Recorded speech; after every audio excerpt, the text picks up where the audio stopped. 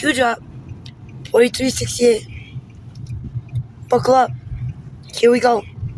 Karen Levitt tweeted. Or X'd. Here we go.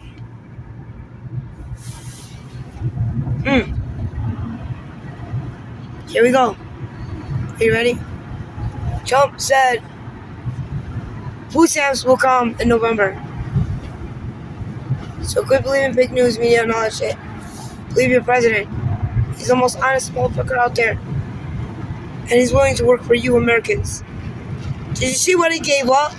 He gave up his lifestyle to work for us. To help us. To help our country. To make us number one again. Make business. Economy better. But y'all not paying attention to that, are you? No.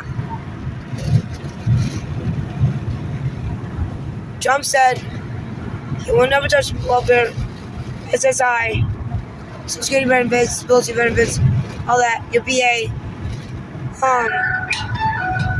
Medicare, Medicaid. He will never touch those. So, your states are in trouble. Your governors are in trouble. Especially Illinois and Wisconsin. Buckle up, here we go. Peace out, bitches.